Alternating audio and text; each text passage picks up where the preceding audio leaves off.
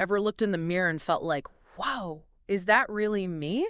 That's just scratching the surface of what Tim Holmes dives into in Beyond Faith and Reason, Explorations of the Self. Oh, absolutely. And we're really going deep on this one, folks, talking about who we are, not just the faith and reason stuff, but like really who we are. Yeah. He goes way beyond that, you know? Right. And the way he starts the book, too, he hooks you right in. Imagine, like, waking up and your face is, well, it's gone. Surgically removed. Whoa, talk about an identity crisis, right? Exactly. So, I mean, starting a book like that, that's intense. Where do you think he's going with that? It's like, boom, you're in it. This deep philosophical space, right? Crazy. Makes you question everything. If you lose your face, who are you? Like, really, who are you? It's true. We tie so much of ourselves to our bodies, our past, our experiences, but he's hinting at something more, something deeper. Way deeper. Like he's saying faith and reason, those are our usual tools, right? But for the self, not enough, not even close. So he's going beyond the whole faith versus reason debate then. I'm intrigued. Oh, totally. He dismantles this idea that logic is everything. Like reason can't explain everything about us. Take emotions, right? Okay. We can try to rationalize them, sure, but there's this rawness, this intensity that logic just can't touch. Yeah, that makes sense. It's like, try explaining why you love a song or why a painting makes you cry. Words fall short, let alone logic. Exactly. Yeah. And that's where he brings in Sartre, this philosopher who talked about pre-reflective consciousness. You know, when you're driving, like a familiar route, and your mind's somewhere else, then you suddenly realize, whoa, I haven't been paying attention. Oh, yeah, totally. That's it. That's that raw experience before we start thinking about it. Like, our minds are always on, but we only notice when something snaps us out of it. Exactly. And Holmes uses that to show the limits of logic. He's saying that primal awareness, that's key to who we are, and logic just can't fully grasp it. Okay, so if reason alone isn't enough, what's the alternative? He's saying emotions matter. And those aesthetic experiences, like, those grab you on another level, and those are paths to understanding ourselves. Emotions, huh? Those messy, unpredictable things. He sees them as a way to know ourselves. Totally. Think about it. A baby laughing, it's pure joy, right? No logic, just pure human experience. Yeah.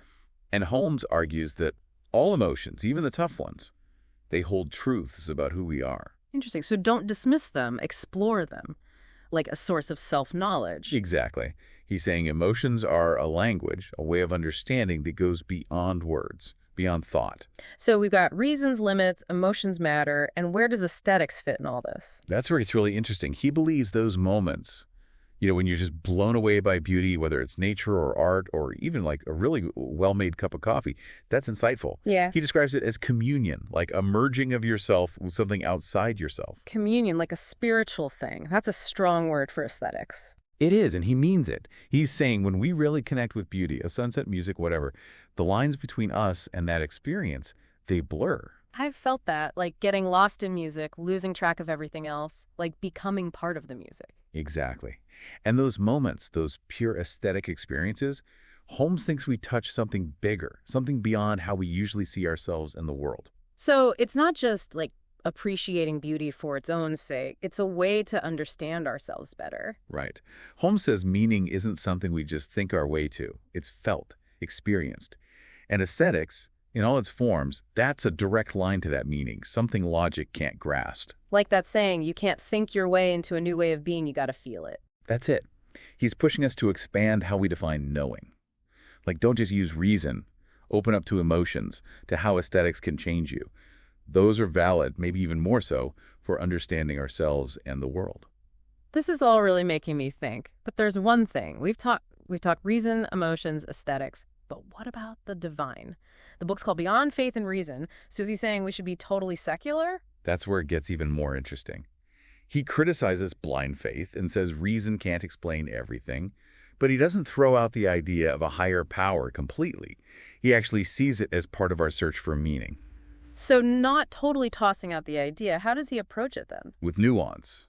Like always, he asks these big questions like, how can a loving God exist with so much suffering? What does it even mean to talk about something we can't comprehend?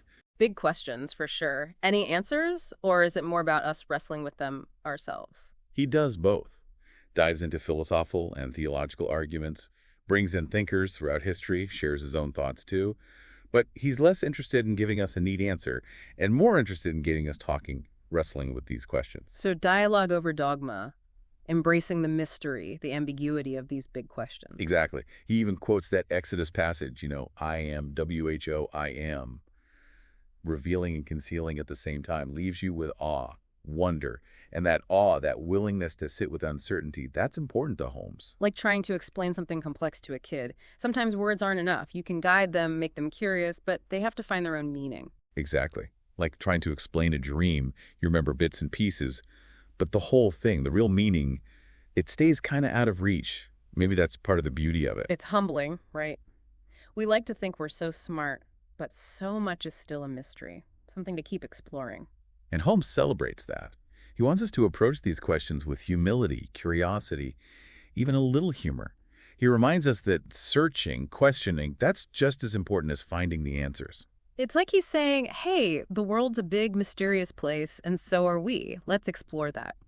Which leads us to that final line from the book, the one we wanted to leave you with. He leaves us with this: the fruit is only the seed. Simple, but wow, so much there. What do you make of that, especially after everything we've talked about? It's like he's saying finding meaning, understanding ourselves. He never really ends. Every answer just leads to more questions, more to explore. So it's not about some finish line, some big truth. It's the journey, the growing, the discovering. Exactly. Every experience, every book, every conversation that shifts your thinking, it's like planting a seed. You nurture those, they grow into new understandings, new ways of seeing yourself, your place in everything. I love that. Don't be afraid to dig in, get your hands dirty, explore those unknown parts of yourself. Who knows what you'll grow? And the best part, the things you grow, they plant seeds for others. Your ideas, your questions, that keeps the whole cycle going. We're all connected, learning from each other, inspiring each other. It's kind of humbling, but empowering too, right? It really is. And it gets at what Holmes is all about. We don't need all the answers. In fact, it's in the not knowing, the mystery, that we discover the most amazing things about ourselves and the world. So to everyone listening, as you go beyond faith and reason, remember, the fruit is only the seed. What will you plant? What will you discover? The journey is yours.